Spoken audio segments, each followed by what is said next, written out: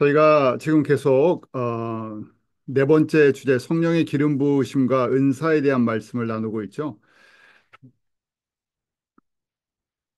오늘은 지난주에 어, 보혜사 성령님에 대한 말씀을 저희가 같이 보았었습니다. 그래서 보혜사 성령님은 어떤 분이신가 하는 걸 봤었죠. 그래서 임하시는 분이다. 찬양 중에 또 하나님의 사랑하는 자들에게 또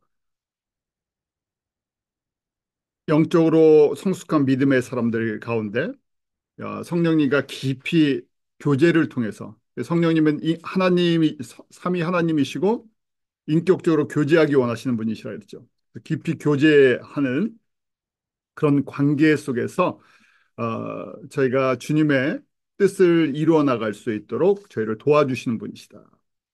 그래서 그것들을 하나씩 하나씩 살펴보고 그렇게 성령님과 동행하면서 하나님의 뜻을 이루어 나갈 때 특별히 주시는 그 혜택이 하나님의 삼중 보호를 받을 수 있는 특권이 있다. 왜냐하면 맡겨진 사명을 감당하는 그런 특별한 사명자로서의 그 일들을 감당하기 때문에 하나님의 삼중 보호에 이 보호를 받을 수 있다는 거였죠.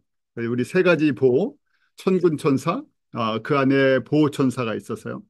모든 사람, 모든 성도들에게 다 있는 것은 아니라 그랬습니다. 그래서 특별히 마치 대통령이나 아니면 한 나라의 중요 직책을 맡은 대사나 장관들에게 그렇게 경호원이 붙듯이 하나님의 나라를 위해서 중요한 사명을 신실하게 감당할 때 이런 천군 천사나 보호 천사를 통해서 그 개인뿐만 아니라 가정까지 그 사역에 연관되어 있는 모든 것까지 특별 보호를 받을 수 있는 권세를 주셨다 그랬어요.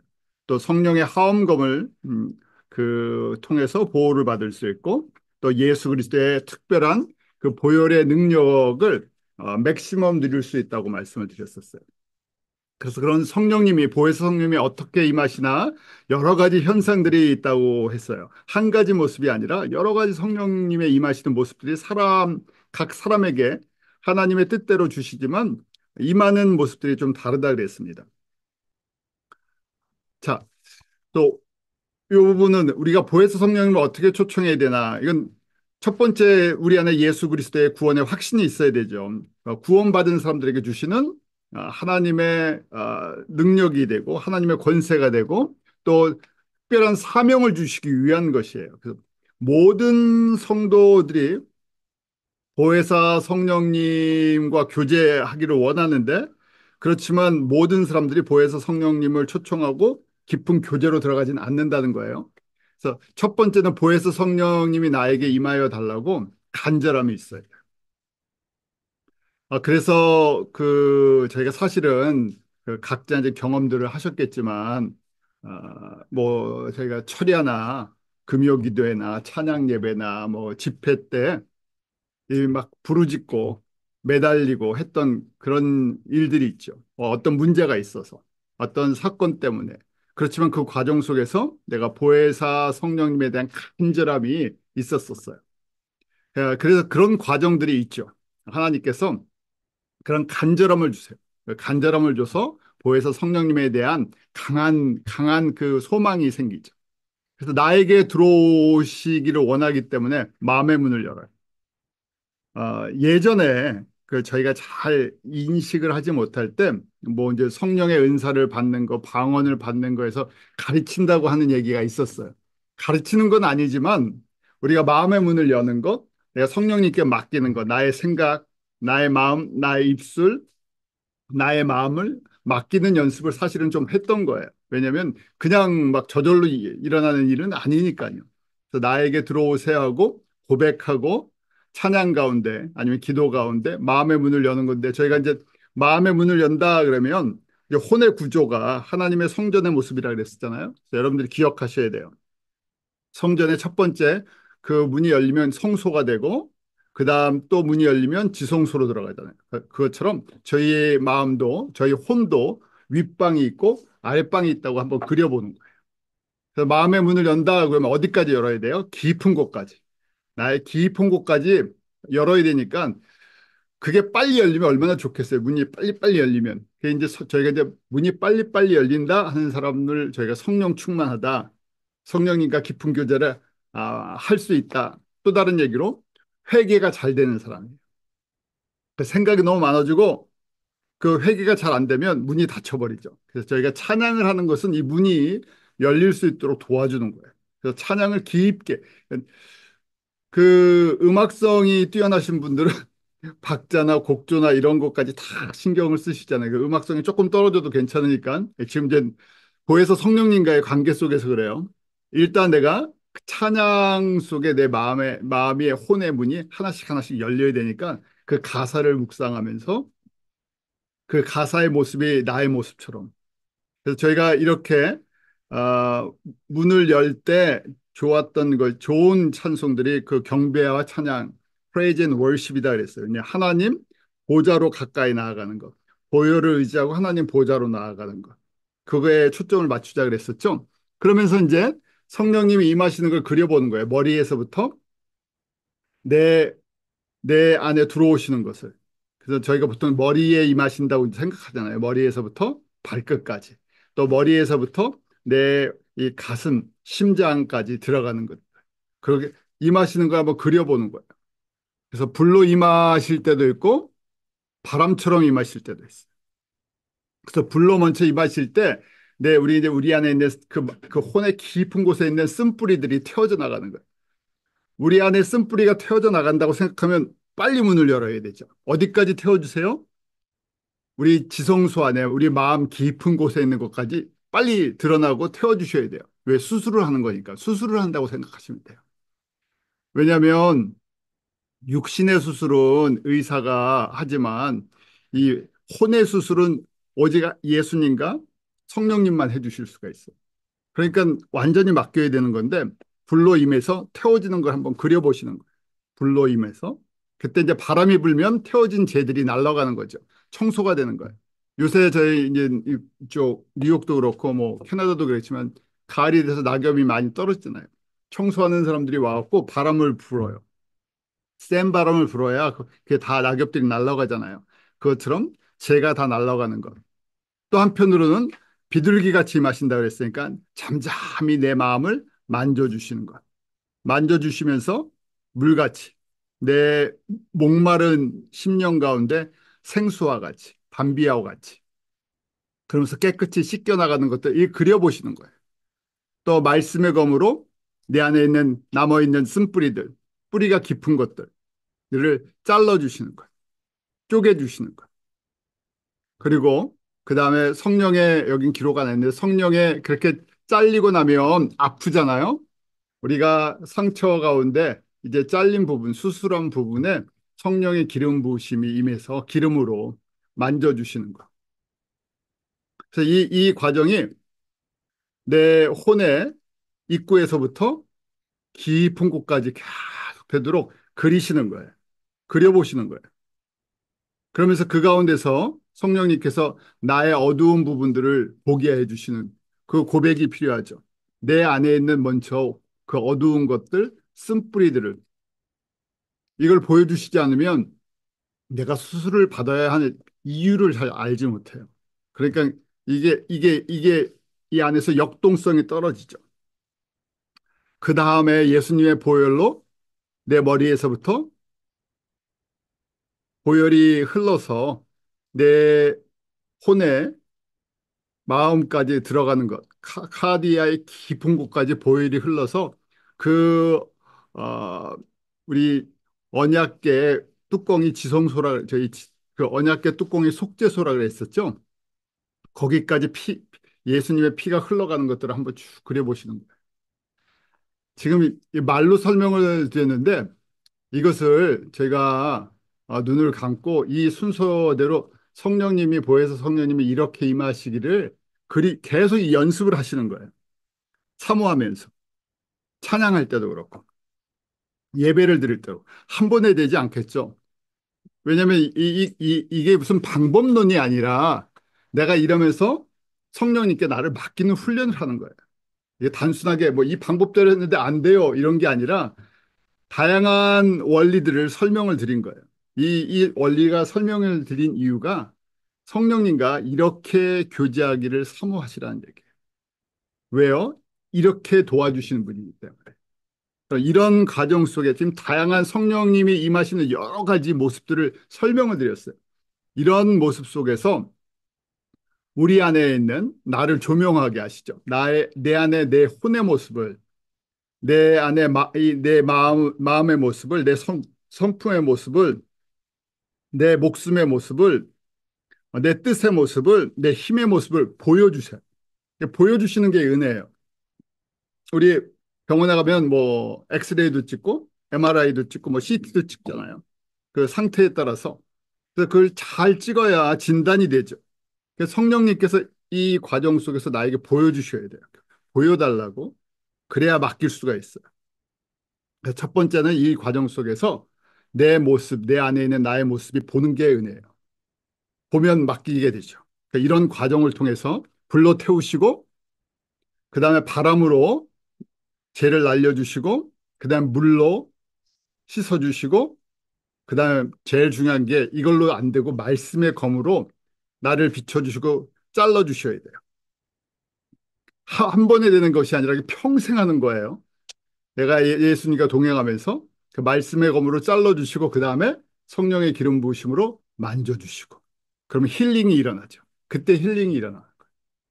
저희가 이런 과정을 깊게 다루지 않고 뭐 내적 치유나 이런 것들을 조금씩 조금씩 들으셨을 거예요. 결론은 같은 내용이에요. 내적 치유가 일어난다. 내적 치유가 일어나려면 보혜사 성령님이 이렇게 일하셔야 되고 하나님의 말씀이 없이는 내적 치유가 일어나지 않아요.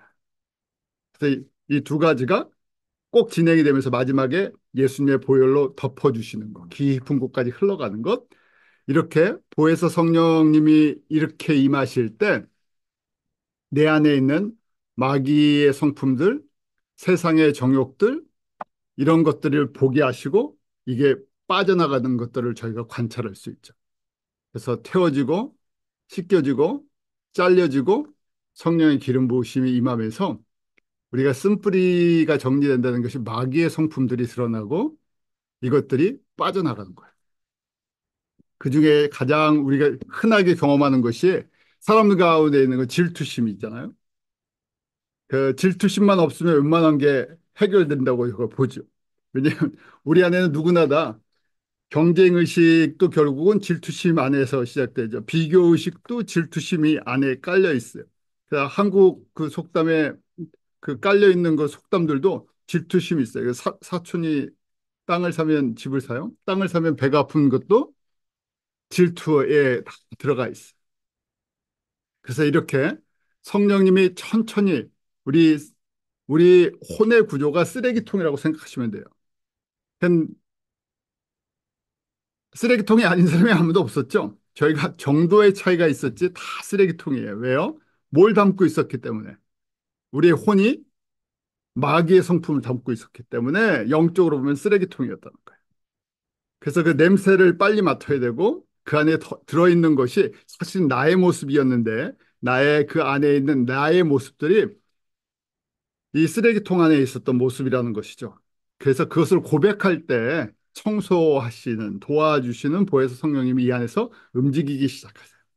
그러면서 은사들이 나타납니다. 그 부분이 정리가 되면서 은사가 나타나는데 잘 이해하셔야 되는 게 깨끗해서 은사가 나타나지 않아요.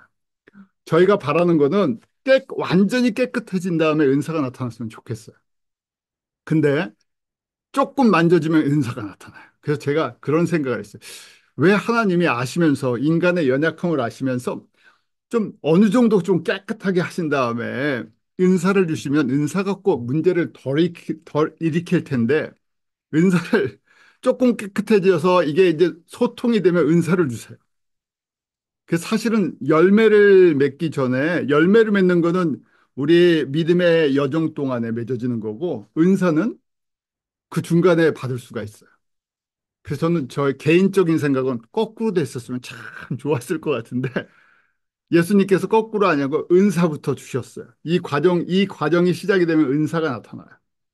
그러면서 나중에 성령의 열매를 맺게 하는데 결국은 저희가 이해할 수 있는 건 은사를 통해서 사역을 하고 섬기면서 더 성숙해지도록 바라세요. 완전히 성숙해진 다음에 사용하는 것이 아니라 사역을 통해서 은사를 가지고 섬기면서도 저희가 더 성숙해져야 할 많은 부분들이 있기 때문에 은사를 어느 정도 준비가 되면 은사를 주셔서 일을 한번 현장에서 일을 하게 해보세요. 그러면서 또 경험시켜 주시죠. 그래서 성령의 은사는 성령의 기름 부으심이 임할 때 오는데 최종적인 작품이 아니라 성령의 기름 부으심이 임하면 나타날 수 있다는 거예요. 그렇지만 성품의 변화라고 이야기할 때 성령의 기름 부으심이 임하고 성품의 변화는 시간을 요구해요. 많은 시간을 요구해요. 그래서 저희가 성품의 변화는 성령의 열매다고 보고요. 그래서 저희가 이제 나중에 이제 분별하는 거예요. 이제 때가 돼서 저희가 은사 집회도 뭐 가보고 그러잖아요. 그래서 사람들이 은사에 굉장히 빨리 집중을 하죠. 눈에 보이니까. 눈에 보이는 은사들. 그런데 이것이 성령의 은사인가 아닌가를 어떻게 알 수 있을까? 성품이 따라가느냐 하는 거예요. 근데 성품을 알려면 많은 부분이 필요해요. 그냥 말씀 전하는 거, 은사 집회하는 거를 알 수가 없어요. 근데 메시지를 잘 들어보면 분별할 수 있죠. 중심이 뭐가 돼 있나 하는 거예요. 그래서 저희가 은사가 많이 나타나는데 그분이 주장하는 거나 그분의 삶이나 그분의 영향력이 어떤 것인가. 근데 삶이 변하지 않았어요. 성품이 많이 변하지 않았어요. 그 성령의 9가지 열매의 과정들이 별로 안 보여요. 그런데 은사는 잘 나타나요. 그럼 뭘 생각해 봐야 된다고요? 그 은사는 마귀의 은사다 하는 거예요. 처음에는 이렇게 할 수 있어요. 성령님이 주실 수 있는데 뭐 때문에요? 우리 안에 그릇이 온전치 않기 때문에 성령의 역사가 마귀의 역사로 바뀔 수가 있어요. 어떻게 그렇게 일어납니까? 그렇게 일어나요. 그래서 저희가 결과적으로 보면 그래서 은사를 따라가면 항상 나중에 문제가 될 수 있어요. 왜냐하면 은사를 행하는 사람들이 이 부분을 강조하지 않으면 그 성령의 이 보혜사 성령인가 하면서 성령의 열매를 맺는 것을 강조하지 않으면 그거는 아무리 눈에 보이는 위대한 은사들을 행하는 것처럼 보이지만 그렇지 않다는 거예요. 그래서 대표적으로 우리 미국의 그 텔라반젤리스트라고 이제 어, 설교 방송했던 많은 유명한 목사님들 계시죠. 근데 그분들의 나중에 그 삶이 보면 전혀 본이 되지 않은 무슨 투자 사기에 관련돼서 모에 관련돼서 감옥에 가게 되고 뭐 여러 가지 문제들이 많이 생기고 그런 것들을 보게 되죠. 그 결국 뭐냐면 가치관이 변하지 않았다는 거예요. 더 세속적이고 더 돈을 좋아했었고 세상의 성공적인 그런 것. 그래서 이게 굉장히 사역하는 입장에서는 아주 중요한 부분들이에요. 그래서 이 저희가 지금 이 공부를 통해서 이런 부분들이 잘 좀 정리가 되는 시간이 되길 바랍니다. 자, 일단 성령의 은사들 한번 또 정리를 하죠. 성령의 은사는 복수예요. 무슨 이야기인가? 성경에 나오는 은사의 성령님이 주시는 은사, 그것도 받을 수 없는 사람들이 선물로 받는 거예요. 대략 약 30개 정도가 나와요. 그리고 성령의 열매는 단수예요. 그러니까 하나님의 성품, 예수님의 성품이라고 볼 수 있죠. 은사는 약 30가지인데 우리 고린도전서 12장이 대표적인 은사장이죠. 9가지 성령의 은사가 나와요. 그래서 4절, 5절, 6절에 보면 은사는 여러 가지다. 그런데 성령님은 같은 성령님이 주신다고 돼 있죠. 그리고 여기 직분이라고 이제 나오죠. 우리 이제 우리에게 주시는 직분들이에요. 뭐 목사, 선지자, 뭐 이런 교사 이런 직분들도 여러 가지인데 주시는 분 주님은 같고 또 우리 사역도 여러 가지인데 그 가운데 역사하시고 이루시는 분은 하나님이에요. 삼위 하나님이 하시는 거예요. 그래서 은사는 성령님이 주신다고 하지만 그 성령님은 누구세요? 하나님의 영, 예수님의 영이에요. 예수님께서 아버지께 구하해서 너희에게 주겠다고 말씀하시죠. 그러니까 직임은 지금도 다양성이 있어요. 사역도 다양성이 있어요. 은사도 다양성이 있어요. 그래서 이걸 이해해야 되죠. 한 사람이 모든 은사를 다 갖고 있지 않아요. 왜냐하면 교회에서 한 사람이 모든 사역을 다 감당할 수 없죠. 그래서 저희가 잘 아는 고린도전서 12장에 9가지 은사가 나오죠. 그거는 겉으로 드러나는 은사예요. 대표적인 그 external gift라고 얘기하는데 대표적으로 겉으로 드러나요. 그래서 지혜의 말씀, 지식의 말씀, 믿음의 은사, 병 고치는 은사, 그다음에 능력 행하는 것, 예언의 은사, 영들 분별, 방언의 은사, 방언 통역의 은사. 저희가 이거 눈으로 쉽게 확인할 수 있는, 쉽게 보여지는 은사 대표적인 거죠. 고린도 교회 이 은사 때문에 문제가 있었어요. 자, 고린도 교회에 이 말씀을 주셨다는 얘기는 고린도 교회에서 이 은사 갖고 사역을 하고 있었다는 얘기죠. 그런데 고린도 교회가 대표적으로 영적으로 어떤 수준의 상태였어요? 영적 어린아이라고 바울이 이야기를 해요. 영적 어린아이의 특징이 뭐라 그랬습니까? 그 안에 분쟁이 있었다고 말을 해요. 그런데 이 은사가 있는 거예요. 무슨 말씀인지 아시죠? 성령 충만해갖고 성령의 열매를 맺고 성숙한 사람들만 갖고 있는 게 아니라는 얘기예요. 그러니까 이 안에서 이것도 훈련의 도구예요. 이걸 주셨다고 연약한 그 어린 사람들이 영적으로 성숙하지 않은 사람들이 이걸 주니까요. 다른 목적으로 사용한다는 거예요. 그래서 고린도 교회 안에서 이거 갖고 좀 순서대로 이야기를 했는데 순서대로 높다고 생각을 했어요. 이거 갖고 뭡니까? 교회 안에서 영적인 수준의 차이가 난다는 이런 생각도 했었고 또 이런 거 갖고 자기를 드러나게 하는 거, 자기 만족을 취하는 거, 세상 이익을 구하는 거. 저희가 그 대충 다 아시는 은사들이죠. 지혜와 지식은 말씀을 전달하는 것과 연결이 돼 있어요. 지식이라는 것은 그 난리지죠. 그 성경의 내용을 잘 정리하고 이해하는 거예요. 지혜는 전달한다고 생각하시면 돼요. 그걸 갖다 적용하는 부분까지 들어가는 거예요. 믿음의 은사, 일반적인 믿음이 아니라 큰 믿음이죠. 그다음 병 고치는 은사, 능력 행하는 것, 이 표적을 행하는 은사들이에요. 예언의 은사, 영들 분별, 저희가 일반적으로 오늘날도 경험하는 대표적인 것들이 뭡니까? 눈에 보이는 거요. 병 고치는 거. 그다음에 방언하는 거. 우리가 병 고치는 것과 방언을 클래식 오순절 그 교회라고 얘기를 해요. 왜냐하면 100년 전에 오순절 운동이 일어났을 때 성령님이 임하시고 어, 초대교회에 있었던 그 역사가 100년 전, 우리 1903년, 1907년에 미국, 한국, 영국 이런 데서 있었죠. 그때 대표적인 것이 방언과 병 고치는 거였어요. 그것이 계속 이어져 왔었죠. 그러다가 70년대, 80년대 오면서 이제 우리 캐리스메릭 무브먼트에서 은사주의 운동이 일어납니다. 그래서 은사주의 운동에서는 능력 행하는 거가 나타나요. 특별한 능력. 지난번에 잠깐 얘기했지만 뭐 홀리 레프트를 해서 기도를 받을 때 사람들이 웃고 뒤로 넘어 쓰러지고 그다음에 떨고 그런 능력 행하는 것들이 나타났죠. 그다음에 최근 한 20년 전부터 예언의 은사가 갑자기 또 막 퍼져나가기 시작했어요. 그래서 여기저기서 예언 집회나 예언 사역한다. 그 중에 하나가 그 미국의 아이합이죠.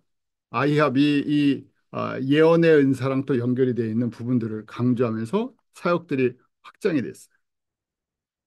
자, 그래서 대표적인 이런 것들이 저희가 지금 저희가 그 중에 많은 것들을 경험하고 있어요. 그래서 이 현대적인 오순절 운동은 이 예언과 능력 행하는 것들을 강조하고 있어요. 그래서 중요한 것이 영들을 분별하는 것이 성령님의 역사인가 마귀의 역사인가를 분별하는 것들이 필요해요. 조금 있다가 성서적으로 어떻게 분별해야 되는지를 말씀해 드릴게요. 자, 로마서 12장에도 8가지 은사가 나와요. 이것도 은사인가 하고 생각하는 것들이 나와요. 거기 보면 12장 6절에 은혜대로 받은 은사가 다르다 하고 돼 있죠. 그래서 예언의 은사는 믿음의 분수대로 사용하고 섬기는 일이라고 돼 있어요. 섬기는 일도 은사라는 거예요. 그냥 일반적인 것이 아니라 정말 잘 섬기시는 분이 계세요. 그래서 이 섬기는 것도 서빙이죠. 우리 교회에서 아주 잘 섬기시는 분들이 있어요. 부엌 봉사도 잘 하시는 분들이 있어요. 친교 봉사도 잘 하시는 분이 있어요. 이 섬기는 것도 은사예요. 또 가르치는 것도 은사예요. 누구나 다 가르칠 수는 있어요. 근데 가르칠 때 가르치려고 하면 뭐가 따라와야 됩니까? 지식과 지혜가 따라와야 돼요. 또 위로하는 것도 은사예요. 위로 잘하시는 분들이 있죠. 격려하시는 분. 그다음에 구제하는 것도 은사예요. 공유를 베푸는 것도 은사예요. 거기 다스린다고 돼 있죠. 어드미니스트레이션 하는 그러니까 행정가 이런 일을 잘하시는 분도 은사예요. 그러니까 저희가 일반적으로 교회에서 눈에 띄지 않는 그냥 교회 와서 봉사하세요 하는 그런 봉사들이 여기 다 들어가는데 그것도 뭐라고 돼 있어요? 은사라는 얘기예요. 성령님께서 주시는 것. 그럼 어떻게 구별하나? 사람이 할 수 있는 것도 있어요. 이 대부분이 다 사람이 하는 것들이죠. 내가 은사가 없어도 섬기고요. 은사가 없어도 가리키고, 은사가 없어도 위로하고, 구제하고, 다스릴 수 있어요. 그럼 무슨 차이가 있겠습니까? 은사가 있는 것과 은사가 없는 것과.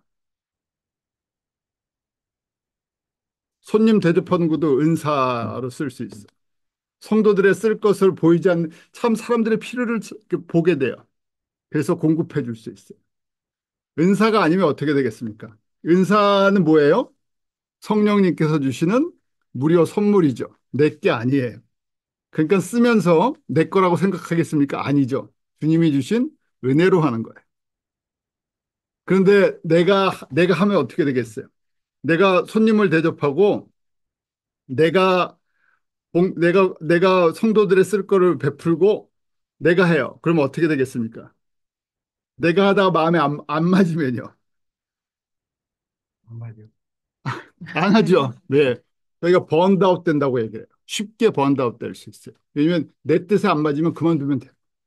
그런데 은사로 하면요. 내 뜻에 안 맞을 수도 있어요. 근데 누가 공급을 해주세요? 성령님이 해주시니까 그를 극복을 할 수 있는 내가 아니라 내 안에 주시는 은사, 선물이기 때문에 그게 가능해져요. 은사는요.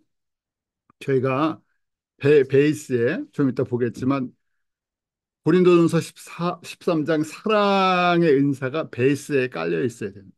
그러니까 결국 사랑이 없으면 소리나는 괭가리가 되고 아무것도 아닌 것이 되죠. 왜냐하면 사랑이 없으면 이게 지속성이 떨어져 버리니까요. 그 다음에 내가 안 드러나면 안 해요. 나랑 안 맞으면 안 하고요.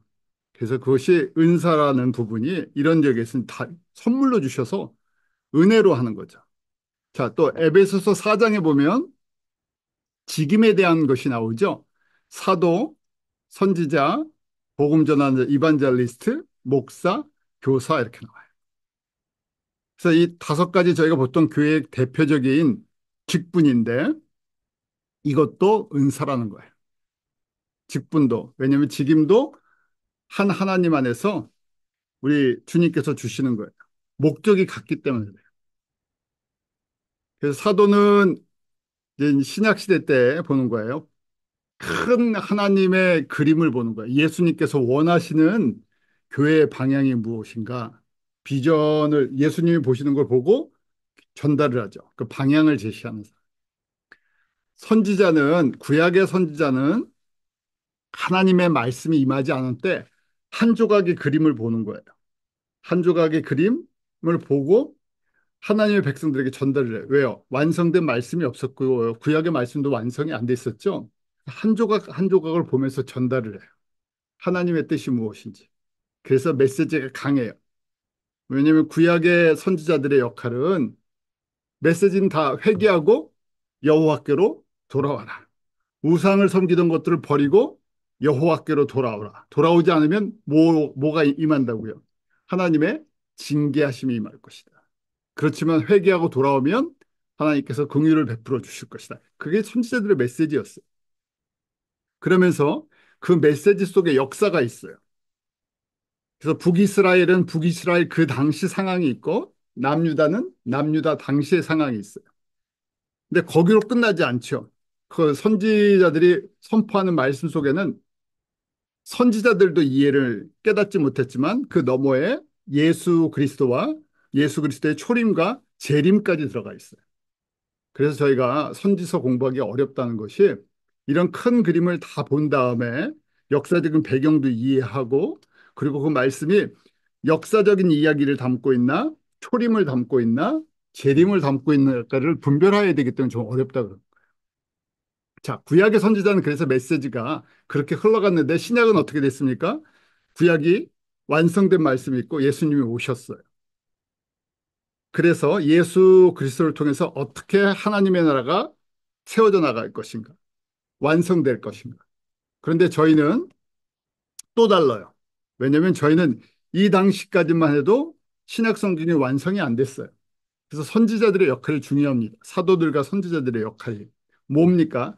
하나님 예수 그리스도의 복음을 잘 정리해서 가르쳐 줘야 돼요. 그런데 저희 시대는 그런 선지자를 요구하지 않아요. 그러니까 저희 시대의 이 예언의 은사는 많은 부분에 오해가 있는 부분이에요. 왜냐하면 우리는 완성된 성경을 갖고 있기 때문에 예언의 은사를 잘못 쓰면 성경에서 벗어나 버려요. 왜냐하면 오늘날 뭐 저희가 그러잖아요. 내가 하나님의 말씀을 듣는다. 들을 수 있어요. 저는 그렇게 생각해요. 들을 수 있죠, 은사로. 그런데 그 듣는 말씀과 성경을 저희가 무게를 둘 때 듣는 말씀은 성경과 같은 무게를 둘 수가 없어요. 아무리 잘 들어도. 왜냐하면 사람이 듣기 때문에 섞여 있어요. 아무리 내가 그런 말이 있죠. 직통계시를 받는다. 내가 직접 예수님과 대화한다. 그러면 100% 예수님의 말씀만 들을 수 있나? 아니에요. 많이 들어야 70%, 30%는 내 말과 마귀의 말이 섞여 있어요. 근데 그걸 내가 예수님의 말씀이 나에게 이렇게 임했습니다. 그러면 7대 2대 1 섞여 있는데 그걸 어떻게 구별하겠어요? 그러니까 그걸 하는 사람은 자기가 실수할 때는 걸 알기 때문에 하면 안 되는 거예요. 결론적으로요. 실제 사역을 할 때는. 왜냐하면 다른 사람을 넘어뜨릴 수 있기 때문에. 듣는 사람이 넘어지기 때문에. 왜냐하면 오늘날에는 완성된 말씀인데 완성된 말씀에서 벗어나면 안전함만 못해요. 목회자도 마찬가지죠. 목사 교사를 주셨는데 목사 교사도 양육하는데 하나님의 말씀을 먹이고 입히는 역할을 해요. 그래서 지금 사실은 사도, 선지자, 목사, 교사, 전도자 똑같이 예수 그리스도의 말씀을 증거하고 가리키고 입히는 역할을 하는데 신약 시대까지만 해도 아직 완성된 말씀이 없었어요. 어떤 말씀을 배경으로 이걸 하겠습니까? 구약의 말씀을 배경으로 구약의 말씀을 가지고 구약의 그 여호와가 누구시라고요?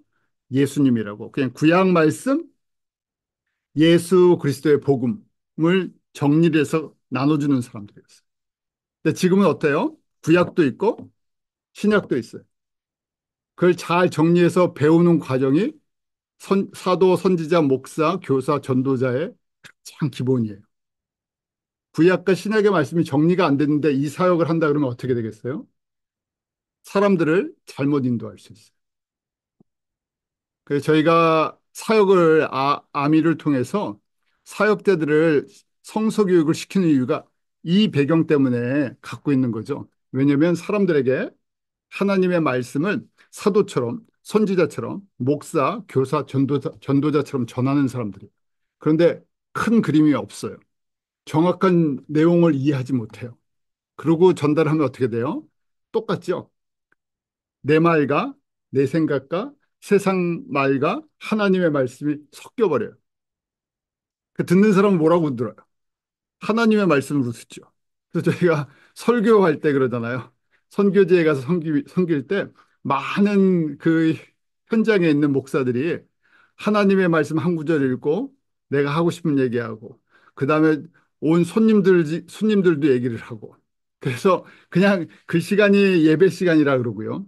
그게 뭐 선교지만 그렇습니까? 저희가 사실은 섬기는 대부분의 교회가 그동안의 과거에 목사님들이 설교를 할 때 성경 따로 하고 싶은 말씀 따로 왜냐하면 제목 설교를 하기 때문에 그 제목이 성서적인 내용일 수도 있고 아닐 수도 있어요. 왜냐하면 이 내용을 내가 전달하고 싶어요.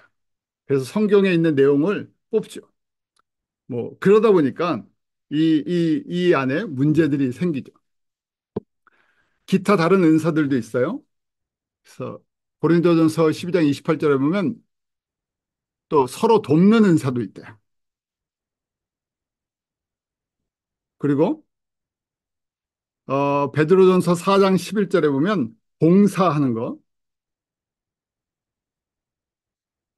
또 디모데전서 2장 1절에 보면 인터세서리 프레이어, 우리 중보기도하는 거죠. 그냥 일반적으로 저희가 다 서로를 위해서 기도해 줄 수 있어요. 교회를 위해서 기도할 수 있는데 특별히 중보기도의 사명이 있는 분들이 계시죠.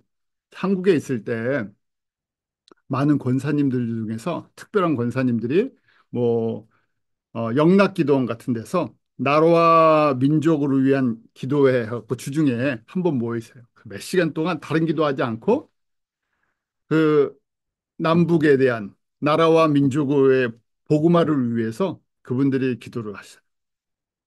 그렇게 그냥 한 시간을 정해놓고 해서 중보기도의 사명이 있으시죠. 그런 은사가 있다는 거예요. 또 지도력에 대한 은사가 있고 말을 전달한 딜리버리 하는데 은사가 있는 분이 있어요.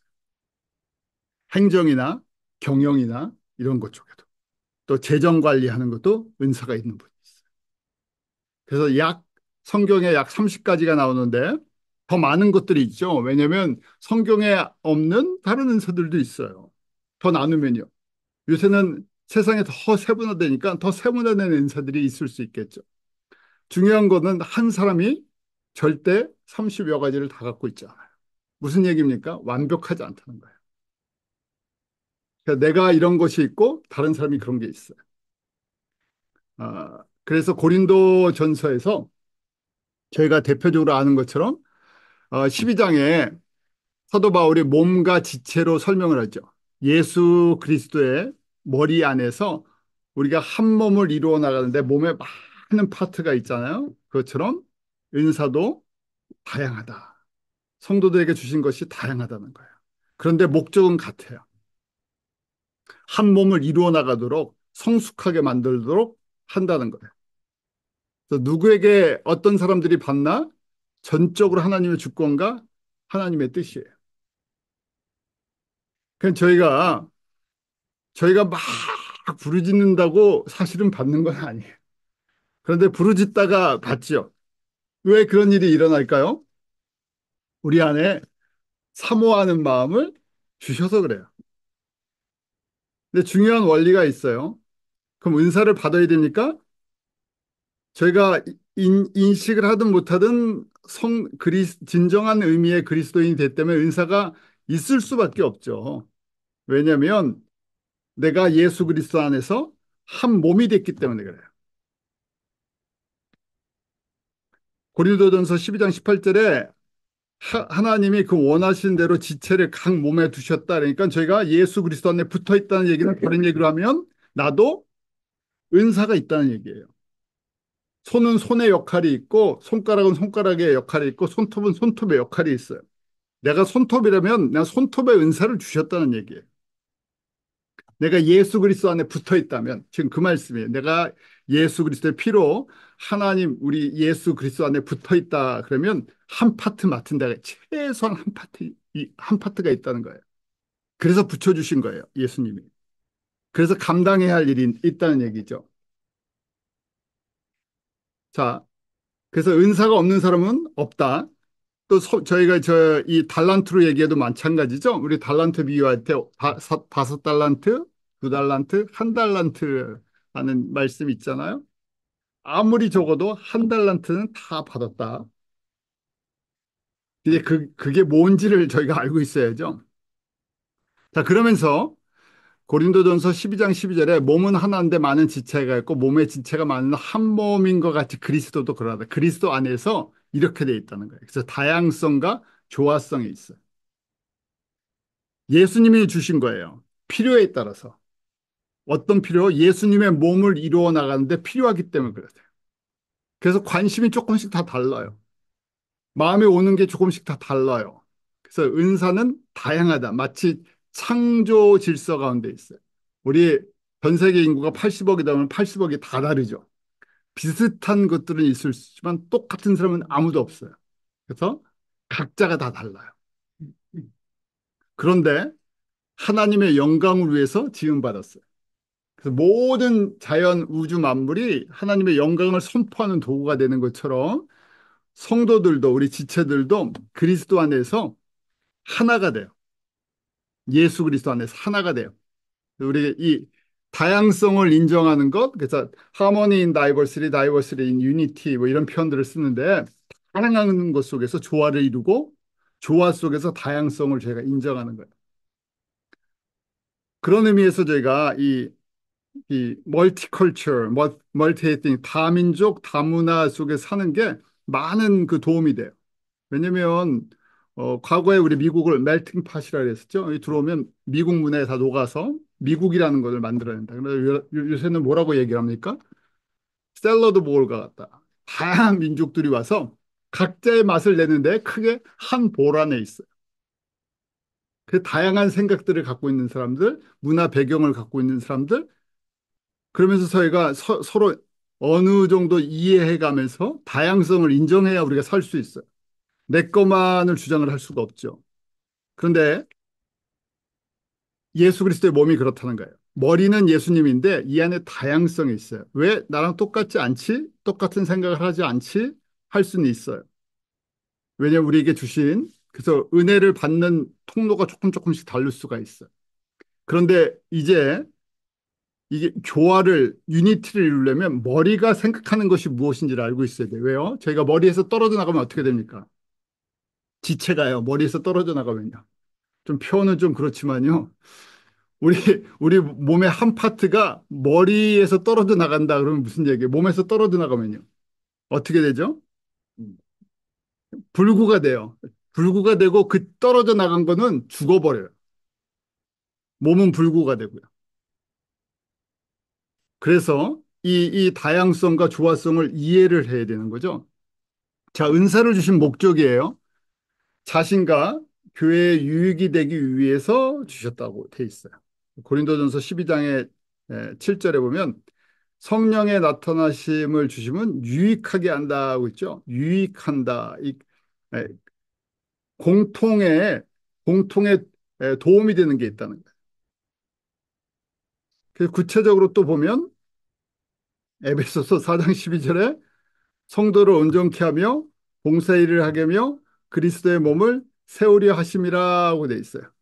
그래서 그리스도의 몸을 세운다고 돼 있죠.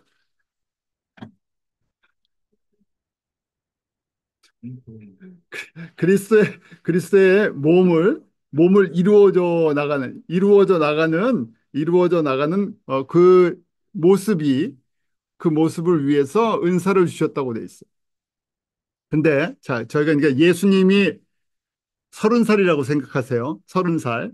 건강한 30살, 장년 30살. 그러니까 몸의 각 지체도 몸이 세워진다 그러니까 몇 살이 돼야 돼요? 아까 말씀하신 거 떨어져 나가면 불구가 돼요.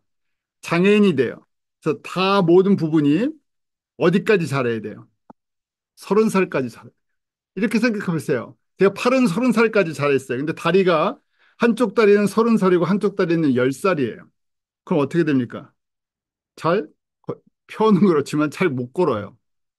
일을 잘 못하죠. 손도 그렇잖아요. 한 손은 제가 30살이에요. 한 손은 15살이에요.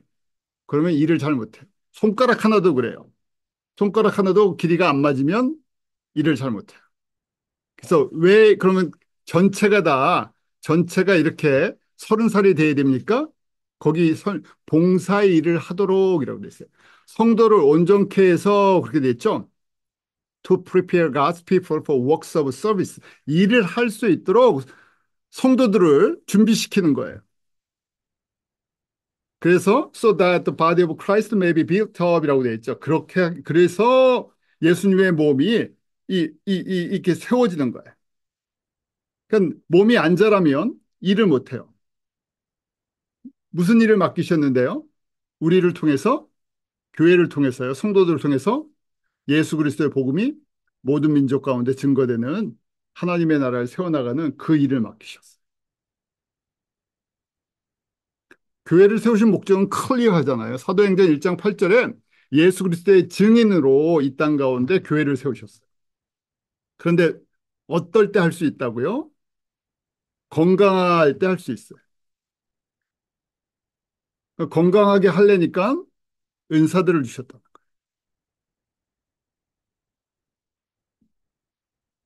그래서 내가 건강하다는 것은 다른 지체가 잘할 수 있도록 도와주는 거예요.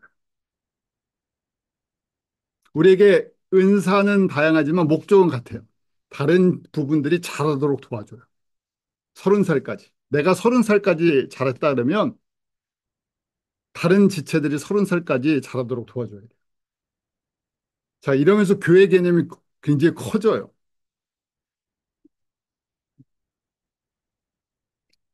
그래서 은사 사용의 원리가 있어요. 자, 방언은요, 사실 굉장히 중요해요. 꼭 제가 좀 빨리 진행을 정리를 하려고 했는데 좀 천천히 해드릴게요. 질문을 받으면 더 좋은데 방언의 은사는 크게 두 가지가 있어요. 저희가 아시는 거지만 우리 대신 방언이랑 대인 대신 방언이 있어요. 쉬운 얘기도 뭐냐면 제가 일반적으로 오늘날 경험하는 대부분의 방언은 기도 방언, 영의 기도, 천사의 말이라고 하는 고린도전서 13장 1절 말씀이에요. 천사의 말, 또 하나님께 드리는 기도, 영의 기도, 사람들은 이해할 수 없는 것. 근데 그 목적이 뭐라고 되어 있냐면 개인의 자신의 덕을 위해서 주신다 그런 거예요. 이때 덕은 edify라고 해서요. 잘하게 해준다는 거예요. 나에게 방언을 주시면 내 예수님과 기도하는 이 시간이 즐거워져요. 예수님과 깊이 자꾸만 대화하고 싶어져요. 그래서 바울 자신도 고린도 교회에게 이야기하죠. 내가 모든 어떤 사람보다 더 많은 방언을 할 줄 안다. 바울은 언어 방언도 할 줄 알고 그다음에 이 기도 방언도 당연히 할 줄 알죠. 저도 마찬가지예요. 여러분들이 이런 방언 받았으면 좋겠어요. 왜냐하면 주님과 더 깊은 교제의 시간으로 들어가면서 또 그 가운데 중보 기도의 사명도 받으실 수 있기 때문에. 근데 이것은 어, 자신을 위한 거예요. 자신을 위한 거다. 자, 두 번째 방언 중에는 대인 방언이라고 사도행전 2장 8절에 성령님이 임하셨을 때 나타났던 은사예요. 그래서 사람들이 15개의 지역에서 모였던 사람들이 각자 자기 지역 언어로 하나님의 일에 대한 복음 증거를 듣게 되죠. 그래서 그 사람들이 놀랬어요. 왜냐하면 언어를 배우지 못한 사람들이 갑자기 15개 언어로 막 말을 하니까 이때는 그래서 랭귀지예요. 랭귀지, 언어예요. 목적은 클리어예요. 복음 증거, 전도 목적이에요. 오늘날도 있다고 보고는 돼요. 특별한 경우에. 뭐 그런데 그렇게 저희가 쉽게 목격될 수 있는 건 아니에요. 자, 고린도 교회 안에 그런데 잘못된 방언 때문에 문제가 됐어요. 저희가 지금 은사에 대해서 좀 전에 같이 먼저 공부를 했었죠. 성령 충만해서 성숙한 상태에서 은사를 주시는 것이 아니라 내가 성령 세례를 받고 은사가 나타나요.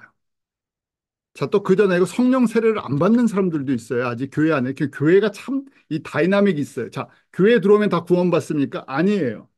우리가 일반적으로 생각하는 교회 안에는 예수를 믿는 사람과 안 믿는 사람이 공존을 해요. 그래서 제가 성도라고 얘기를 하는데 거기에 보면 뭐 한 달 교회 다니고 그다음에 등록하고 새신자 교육 받고 그러면 교인 정식 교회 등록되죠. 일반적으로요. 근데 그 사람이 예수님을 진짜 영접을 했는지 안 했는지는 잘 확인이 안 돼요. 그래서 교회 안에 우리가 예수님을 믿는 사람도 있고 안 믿는 사람도 있을 수가 있어요. 그러니까 복잡한 거예요. 또 예수님을 믿는 사람들 중에서 성령 충만한 사람도 있고 성령 세례를 받은 사람도 있고 안 받은 사람도 있어요. 무슨 의미입니까? 구약으로 얘기하면 지금 가나안 들어가기 전에 광야 40년 동안 생활하는 광야 성도가 있었고 그다음에 요단강을 건너서 가나안을 정복하는 여호수아 그 군대들이 있어요. 그래서 우리 여호수아 그 군대들 요단강을 건너는 사건을 성령 세례를 받았다고 얘기를 해요. 헌신자다, 사역자다. 자, 그래서 성령 세례를 받는 사람도 있고 안 받는 사람도 있어요. 교인들 중에서. 그래서 복잡한 거예요. 그런데 지금 고린도 교회 안에도 방언을 받은 사람이 있겠고 안 받은 사람도 있는데 받은 사람들 중에서 잘못 사용하는 사람들이 많았다는 거예요. 왜요? 영적으로 성숙하지 않았기 때문에. 그다음에 예언의 은사는 거기 14장이 특별히 방언과 예언에 대한 가이드라인을 주는 거예요. 예언은 교회의 덕을 세운다고 돼 있어요. 그래서 방언을 하는데 방언의 가이드라인을 하는데 이 교회가 문제가 됐던 게 참 재밌는 교회인데요. 고린도 교회가 사람들이 방언의 은사를 기도 은사예요. 천사의 말 방언으로 대표 기도하고 이런 거예요. 찬양을 하는데 방언으로 하고 설교를 하는데 방언으로 하는 거예요. 그걸 누가 알아들어요? 나 방언 은사 받았어 하면서 알아듣는 사람은 알아듣겠지 하고 막 방언으로 설교를 했다고 생각해 보세요. 저희 언어 방언을 해도 그렇잖아요. 언어 방언을 했는데 통역하는 사람이 없으면 언어를 만약에 저희가 갑자기 스페니쉬로 누가 설교를 하면 통역 안 해주면 못 알아듣잖아요. 그것처럼 이 교회가 얼마나 복잡하겠어요. 그 질서가 다 깨져버린 거예요. 지금 그런데 이 일이 실제 일어난 거예요. 고린도 교회에서. 대표기도, 찬양, 예배 중에 말씀을 전하는데도 방언을 썼던 거예요. 그러니까 바울이 뭐라고 얘기합니까? 14장 28절에 통역하는 자가 없으면 잠잠하라 그러고 있어요. 자기와 하나님께만 말해라 그러고 있죠. 기도할 때 하든지 뭐 그렇게만 하지 사람들 앞에서 하지 말라는 얘기예요. 왜? 못 알아들으니까. 그래서 하는 얘기가 한마디 알아듣는 성경 말씀이 100마디, 100가지 이 방언을 하는 것보다 더 유익하다는 거예요. 교회들에게는. 못 알아듣는 얘기 아무리 뭐 천사의 말을 한다고 해도 그래서 왜 이런 일이 일어났는지를 지금 설명을 해주면서 그래서 공개적으로 쓰지 말라고 얘기를 하는 거예요. 왜냐하면 방언은 개인의 믿음의 덕을 개인의 성장을 위해서 주신 거기 때문에 조용히 그 개인적으로 쓰라는 거죠. 예언 나가면 오늘 시간이 부족할 것 같아갖고 여기까지만 하겠습니다. 우리 기도하고 마치고